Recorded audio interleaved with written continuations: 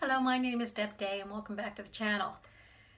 Continuing on with the theme around iron and some of the best ways to absorb it into our body, I was reading a book and came across a part of it that I wanted to share with you.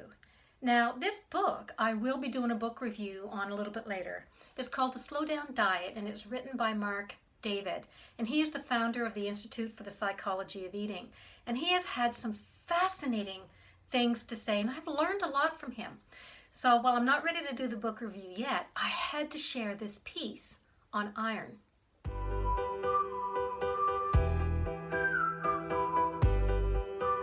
So if you have not subscribed yet, please help the channel out by doing that and clicking the bell so that you're notified when the next video comes out. While I wouldn't normally read to you in a video, I figured the best way to get this point across, because it's so packed full of information, was to actually read it to you.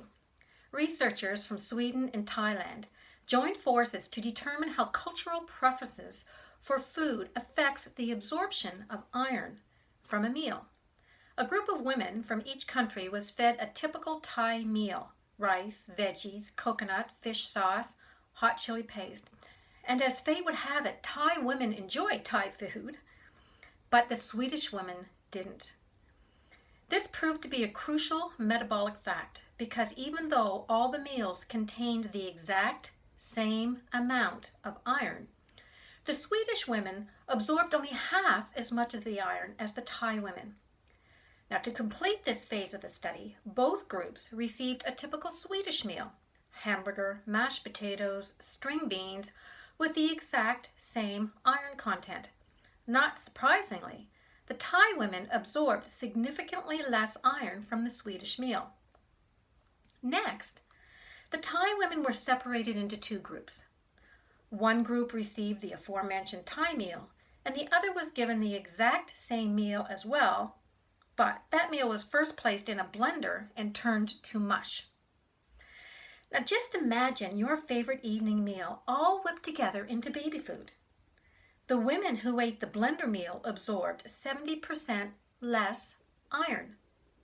Once again, the same results were seen for their Swedish counterparts who had their Swedish meal turned to frappe. The inescapable conclusion is that the nutritional value of the food is not merely given in the nutrients it contains, but is dependent upon the synergistic factors that help us absorb those nutrients. Now, Marc David refers to that synergistic ability to enjoy what you're eating as vitamin P, and it makes a lot of sense when we think about the way that remembering a great meal or a favorite smell from a childhood or a favorite smell from a memory that was really important to you can almost make you hungry. Knowing all of these things, in addition to what we should know about the nutrition we eat and the value of the carbs and the proteins and the vitamins and the minerals and the macronutrients and all the things, that there is something more than just carbs, proteins, and fats. There is something more. And if we can understand what that means and bring that to the table with us, just imagine the health benefit we would have, especially when it comes to the absorption of iron. Because remember, our goal is to be the healthiest version of ourselves possible and to live one kick-ass life.